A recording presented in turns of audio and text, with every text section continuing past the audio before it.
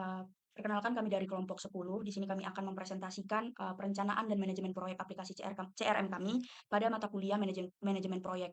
Sebelum itu, izinkan kami memperkenalkan diri terlebih dahulu. Saya Lulu Marito. Saya Rayam Taswayel. Saya Regita Mutiara Sandi.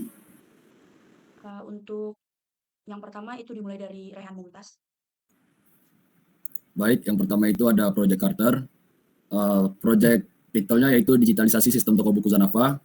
Brief project deskripsinya, proyek ini bertujuan mengembangkan sistem digital berupa website dan dashboard admin untuk toko buku Zanafa Panam di Pekanbaru. Sistem ini akan mencakup katalog buku online, pemesanan, dan pembayaran daring, serta manajemen stok dan laporan penjualan terintegrasi. Laporan ini disiapkan oleh Lulu dengan saya sendiri dan Regita. Tanggal pembuatannya yaitu 26 Juni 2025, versi 1.0. Selanjutnya, yang B, Project Objektif. Tujuan dari proyek ini yaitu mengembangkan sistem digital untuk mendukung operasi dan penjualan toko buku Zanafa secara online. Yang kedua, meningkatkan penjualan dengan memperluas akses pelanggan melalui platform digital. Yang ketiga, memudahkan pelanggan dalam mencari pemesan dan membayar buku secara online. Yang keempat, menyediakan sistem pelaporan penjualan dan stok yang terintegrasi untuk efisiensi kerja staf dan pengambilan keputusan manajerial.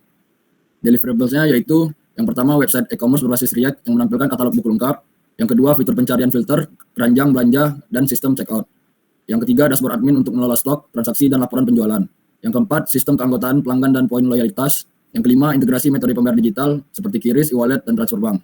Yang kelima, tampilan responsif yang bisa diakses dari desktop maupun perangkat seluler. Manfaat dari proyek ini yaitu pelanggan dapat membeli buku dari mana saja, tidak terbatas wilayah. Yang kedua, toko dapat menerima pesanan 24 jam, meningkatkan potensi penjualan. Proses transaksi lebih efisien dan terdokumentasi secara sistematis. Yang keempat, manajemen stok dan laporan penjualan dilakukan otomatis dan akurat. Selanjutnya, kita masuk ke assumption. Yang pertama itu, pelanggan akan menggunakan platform jika responsif dan mudah diakses di berbagai. Yang kedua, staf toko akan mendukung penggunaan sistem baru setelah mendapatkan pelatihan. Yang ketiga, data transaksi dapat digunakan sebagai dasar strategi bisnis dan pemasaran. Selanjutnya, project scope. Yang termasuk dalam proyek ini, yang pertama, pengembangan website toko buku berbasis React. Yang kedua, halaman katalog buku, detail buku, dan fitur pencarian. Yang ketiga, sistem keranjang, belanja, dan checkout online. Yang keempat, sistem login dan pendaftaran akun pelanggan. Yang kelima, integrasi pembayaran digital. Selanjutnya masuk ke Project Miltons. Di sini Miltonsnya perencanaan proyek, deliverables-nya dokumen project plan, tim proyek terbentuk, tanggalnya 26 Mei 2025. Selanjutnya masuk di impact statement. Potensi impact-nya yaitu perubahan alur kerja transaksi dan stok, sistem atau unit impact-nya, tim kasir, dan staf gudang. Selanjutnya masuk ke roles and responsibilities.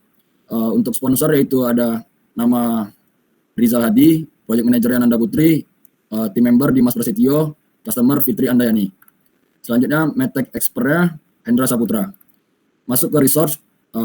Di sini resource yang pertama project budget, constraint-nya 25 juta untuk pengembangan sistem awal. Dan selanjutnya hosting dan domain perlu disiapkan dalam anggaran tahunan yaitu 3.500.000. Yang ketiga, tim internal, ketersediaan terbatas di luar jam sibuk operasional toko.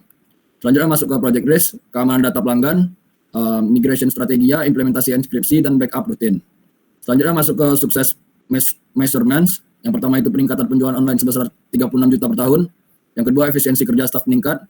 Yang ketiga, 70% pelanggan reguler menggunakan sistem online dalam 6 bulan. Yang keempat, penurunan kesalahan stok hingga 90% berkat sistem real time. Masuk yang terakhir itu signatures. Yang pertama itu customer Fitri Andayani. Yang kedua, project sponsor Rizal Hadi. Yang ketiga, project manager Nanda Putri. Masuk ke business case. Yang pertama itu introduction, pengembangan sistem digital terintegrasi website dan dashboard admin untuk meningkatkan efisiensi operasional, memperluas jangkauan pasar, serta meningkatkan pengalaman dan loyalitas pelanggan toko buku Zanafa Panam Pekanbaru. Masuk ke 2.0, business objektif. Yang pertama itu meningkatkan penjualan dan jangkauan pasar. Yang kedua, meningkatkan efisiensi operasional. Yang ketiga, meningkatkan kepuasan dan loyalitas pelanggan. Yang keempat, menguatkan brand dan daya saing. Yang kelima, menghadirkan sistem analitik untuk keputusan bisnis. Masuk ke current situation and problem. Saat ini toko buku Zanafa Panam masih mengandalkan sistem manual dan operasionalnya, termasuk pencatatan penjualan, pengelolaan stok buku, dan layanan pelanggan. Toko buku belum memiliki platform digital yang memungkinkan pelanggan untuk mengakses katalog, melakukan pemesanan, atau melakukan transaksi secara daring. Selain itu, toko belum memiliki sistem analisis data yang memadai untuk mendukung pengambilan keputusan strategis. Selanjutnya masuk ke 4.0, critical assumption and constraint. Yang pertama itu ada asumsi pelanggan akan menggunakan platform digital jika mudah diakses, praktis, dan responsif di berbagai perangkat. Selanjutnya masuk ke kendala. Yang pertama itu harus tersedia anggaran yang cukup dan tim teknis yang siap mendukung implementasi sistem. Masuk ke 5.0, analysis of option and recommendation. Yang pertama itu memberikan kemudahan pelanggan dalam mengakses katalog, melakukan pemesanan, dan pembayaran secara online. Yang kedua, meningkatkan efisiensi operasional, khususnya dalam pengelolaan stok dan transaksi. Masuk ke 6.0, Preliminary Project Requirements. Yang pertama, daftar katalog buku lengkap dengan gambar, harga, stok, dan kategori. Yang kedua, fitur pencarian dan filter untuk memudahkan pelanggan menemukan buku yang dibutuhkan. Yang ketiga, fitur pemesanan pembayaran secara online. Yang keempat, sistem manajemen stok otomatis yang memperbarui data secara real time setelah transaksi. Masuk ke 7.0, Budget Estimate and Financial Analysis. Yang pertama, biaya awal pengembangan sistem digital. Yang kedua, biaya operasional tahunan. Yang ketiga, proyeksi peningkatan penjualan. Masuk ke 8.0, Schedule Estimate. Yang pertama, bulan pertama persiapan dan perencanaan proyek. Bulan kedua sampai ketiga, pengembangan sistem digital dan desain UI. Bulan keempat, uji coba sistem dan perbaikan. Kelima, pelatihan staff dan persiapan go live. Bulan keenam, peluncuran platform dan promosi awal. Masuk ke 9.0, Potensial Risk. Yang pertama, pelanggan belum terbiasa atau enggan menggunakan platform digital. Yang kedua, proyek bisa molor atau tertunda karena kendala teknis dan tim pengembang. Selanjutnya masuk ke 10.0, X-Bits. Proyek ini membutuhkan biaya awal sebesar 25 juta untuk pengembangan sistem digital, website, dashboard, dan aplikasi WebView. Ditambah biaya operasional tahunan sekitar 2.500.000 untuk hosting, domain, dan pemeliharaan teknis. Selanjutnya masuk ke Identity Risk, yaitu Fishbone Diagram. Berdasarkan Fishbone Diagram, permasalahan utama dalam sistem penjualan dan integrasi pelanggan secara keseluruhan adalah belum optimalnya pengelolaan yang dilakukan oleh pihak toko. Hal ini disebabkan oleh kurangnya kesiapan internal, baik dari segi sumber daya manusia, metode kerja penggunaan teknologi, hingga kelengkapan data dan sarana pendukung lainnya. Akibatnya, proses penjualan menjadi tidak efisien, tidak terintegrasi, dan tidak mampu memberikan pengalaman pelanggan yang maksimal. Kurangnya pelatihan, tidak adanya SOP dan sistem otomatis, serta keterbatasan perangkat dan data menjadi hambatan utama. Selain itu, lingkungan eksternal seperti persaingan marketplace dan perubahan perilaku pelanggan yang beralih ke digital juga memperburuk situasi. Jika tidak segera ditangani, kondisi ini berisiko menurunkan loyalitas pelanggan dan menghambat pertumbuhan bisnis di tengah pasar yang semakin kompetitif. Selanjutnya akan dijelaskan oleh Regita. Baik, akan saya lanjutkan yaitu mengenai matriks risk. Jadi di sini matriks ini membantu kita memetakan risiko berdasarkan dua dimensi utama, yaitu berdasarkan probability atau kemungkinan terjadinya dan juga berdasarkan tingkat dampaknya atau impact. Nah, jadi yang pertama itu ada kuadran pertama yaitu low probability dan low impact. Jadi di sini kita melihat risiko yang jarang terjadi dan berdampak kecil, misalnya itu perangkat pendukungnya terbatas. Kemudian ada low probability dan medium impact. Di sini risiko dengan kemungkinan rendah tapi memiliki dampak yang sedang, seperti tidak dilakukannya evaluasi berkala dan juga admin yang merangkap banyak peran. Kemudian ada low probability dan high impact. Risiko dalam kuadran ini cukup krusial karena meskipun jarang terjadi namun dampaknya ini sangat besar. Misalnya tidak ada dashboard manajemen pelanggan atau sistem tidak terhubung ke stok. Lalu ada kuadran medium probability low impact. Di sini kita menemukan risiko dengan kemungkinan sedang tapi dampaknya itu rendah. Seperti misalnya itu promosi online belum konsisten. Lalu ada kuadran medium probability dan medium impact. Di sini kemungkinan terjadinya itu sedang dan juga dampaknya sedang, seperti contohnya itu staf belum terbiasa dengan sistem digital. Lalu ada kuadran medium probability dan high impact. Di sini kita melihat risiko dengan kemungkinan yang sedang, tapi dampaknya itu besar jika terjadi. Seperti belum adanya sistem otomatis seperti CRM atau tidak adanya metode evaluasi kepuasan. Selanjutnya ada kuadran high probability low impact. Di sini kita melihat risiko yang sangat mungkin terjadi, namun dampaknya itu kecil. Seperti perubahan tren ke digital dan juga persaingan marketplace yang lebih agresif. Lalu ada high probability medium impact. Di sini risiko yang tinggi terjadi namun dampaknya sedang itu seperti contohnya tidak adanya dashboard pelanggan. Dan di sini ada terakhir high probability dan high impact. Di sini yang paling krusial adalah risiko dengan kemungkinan yang tinggi dan juga dampaknya itu besar. Seperti contohnya itu tidak adanya sistem yang terintegrasi dengan stok pelanggan dan juga tidak ada evaluasi kebutuhan pelanggan. Nah, selanjutnya itu ada cost benefit analysis. Berdasarkan hasil cost benefit analysis ini, proyek digitalisasi toko buku Zanava ini dinilai layak dan menguntungkan. Investasi awal sebesar 52,8 juta digunakan untuk pengadaan hardware, software, jasa konsultan, dan pelatihan staff. Biaya operasional tahunan akan meningkat sekitar 7% per tahun. Manfaat utama dari proyek ini berasal dari efisiensi operasional seperti otomatisasi transaksi, pelacakan penjualan, dan manajemen pelanggan. Estimasi manfaat tahunan sebesar 52 juta dengan proyeksi kenaikan 5% setiap tahunnya.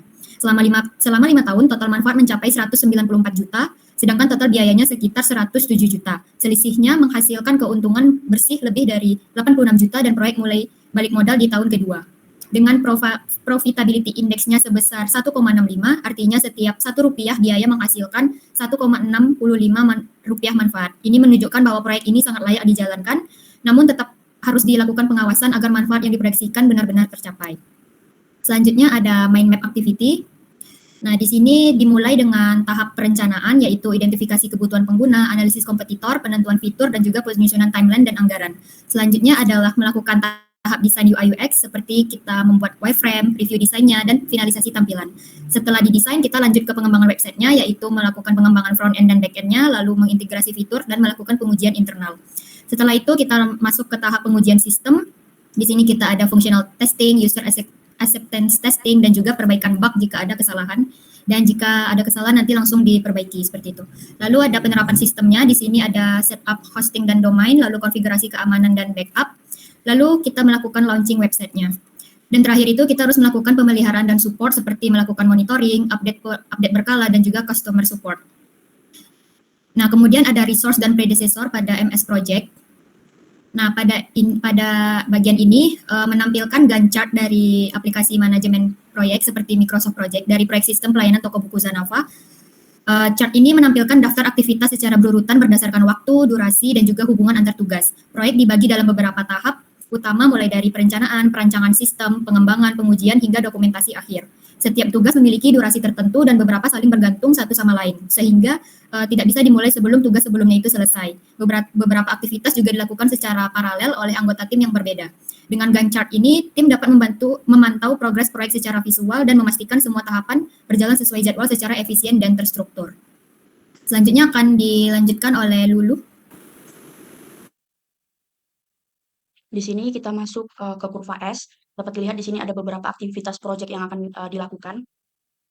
Kemudian terdapat biayanya dan bobotnya. Dan di sini dalam 5 bulan. Jadi didapatlah grafik kurva S-nya itu seperti ini. Dan berdasarkan grafik kurva S ini antara rencana dan realisasi proyek toko buku Zanava, dapat kita lihat bahwa proyek sempat mengalami keterlambatan di pertengahan pelaksanaan. Pada bulan pertama dan kedua, capaian realisasi masih di bawah target, yaitu selisih 5% dan 10% dari rencana. Keterlambatan paling signifikan terjadi di bulan ketiga, di mana realisasi baru mencapai 50%, sementara targetnya itu sudah 70%. Ini menunjukkan adanya hambatan atau mungkin penumpukan pekerjaan, terutama di fase pengembangan dan integrasi sistem. Namun, baiknya tim proyek ini berhasil mengejar ketertinggalannya di bulan keempat dan kelima. Progres meningkat signifikan hingga akhirnya proyek dapat diselesaikan tepat waktu dengan realisasi 100% sesuai dengan target. Hal ini membuktikan bahwa manajemen proyek cukup adaptif dan mampu meningkatkan efektivitas kerja di fase akhir pelaksanaan. Kemudian kita masuk ke report project. Ini adalah project overview. Berikut ini adalah gambaran umum dari proyek pengembangan sistem pelayanan toko buku Zanava. Berdasarkan dari ringkasan yang ditampilkan, proyek ini telah mencapai tingkat penyelesaiannya sebesar 98%. Yang berarti hampir seluruh aktivitas utama sudah berhasil diselesaikan. Jika kita lihat pada tabel milestone tercapai, mulai dari penyusunan dokumen kebutuhan sistem, kemudian perancangan antarmuka, hingga pengujian sistem telah selesai tepat waktu sesuai dengan jadwal. Pada bagian penyelesaian ditampilkan grafik batang yang memperlihatkan presentasi progres tiap aktivitas. Hampir semua aktivitas sudah 100% selesai, hanya menyisakan satu tugas akhir yang masih dalam proses penyelesaian. Kemudian pada tabel task dan resource, terdapat informasi rinci mengenai tiap tugas, mulai dari tanggal pelaksanaan, durasi pengerjaan, presentasi penyelesaian, hingga siapa saja anggota tim yang terlibat dalam tiap aktivitas yang dilakukan. Dari seluruh visual dan data ini, kita bisa menyimpulkan bahwa proyek berjalan dengan lancar, terstruktur, dan menunjukkan kontribusi aktif dari seluruh tim hingga mendekati tahap akhir penyelesaian. Kemudian, di sini ada cost overview. Total biaya proyek yang tercatat itu sebesar 69.888 dengan sisa anggaran itu sebesar 5,544. Sementara itu progres penyelesaian proyek telah mencapai 98%, yang berarti ini menunjukkan bahwa hampir seluruh kegiatan telah selesai dengan penggunaan anggaran yang cukup efisien. Pada tabel cost status ditampilkan rincian biaya aktual, biaya yang direncanakan, dan selisihnya atau cost variance. Sebagian besar aktivitas memang mengalami sedikit selisih negatif, terutama di tahap pengembangan dan pengujian sistem. Artinya ada sedikit kelebihan pengurangan dari rencana awal. Namun variansi ini masih dalam batas wajar dan terkendali. Di bagian kanan atas terdapat grafik progress versus cost yang menunjukkan bahwa grafik progres proyek ini lebih tinggi dibanding grafik pengeluaran kumulatif. Ini menjadi indikasi bahwa proyek berjalan dengan efisien secara biaya. Sementara itu, grafik cost status di bawah kanan menampilkan perbandingan antara biaya aktual, sisa anggaran, dan baseline cost per aktivitas. Secara keseluruhan dapat disimpulkan bahwa proyek ini dikelola dengan cukup baik dari sisi anggaran dan diperkirakan akan selesai tanpa melebihi dana yang tersedia. Lalu terakhir ini ada resource overview. Ini merupakan tampilan resource overview dari proyek sistem pelayanan toko buku Zanava yang memberikan informasi terkait penggunaan dan kontribusi sumber daya manusia selama proyek berlangsung. 3 tim utama yang terlibat itu adalah kami, yaitu saya sendiri, Lulu Marito, lalu ada Regita Mutiara Sandi dan Rehan Mumtaz Wayal. Pada grafik resource stats, di sisi kiri atas itu terlihat bahwa masing-masing anggota tim memiliki jam kerja yang hampir setara dengan sekitar 1,300 jam baseline work dan hanya menyisakan sekitar 132 jam sebagai pekerjaan yang belum terselesaikan. Warna biru itu menggambarkan pekerjaan aktual, sedangkan warna orange itu menunjukkan remaining work atau sisa pekerjaan. Sementara itu, grafik work status di sisi kanan menunjukkan bahwa ketiga anggota tim telah menyelesaikan hampir 90% dari total beban kerja mereka, yang mendukung pencapaian progres proyek sebesar 98%. Tabel di bagian bawah mempertegas informasi dengan menunjukkan tanggal mulai dan selesai kerja setiap anggota, serta jumlah remaining work yang masih tersisa. Jadi secara keseluruhan, overview ini menunjukkan bahwa sumber daya proyek telah dilakukan secara merata dan produktif dengan beban kerja yang proporsional antar anggota timnya dan tidak ada indikasi ketimpangan kontribusi. Dan semua personel telah menyelesaikan sebagian besar tugas yang menjadi tanggung jawabnya. Mungkin sekian presentasi yang dapat kami jelaskan dan sampaikan. Mohon maaf apabila ada kesalahan. Terima kasih, selamat siang.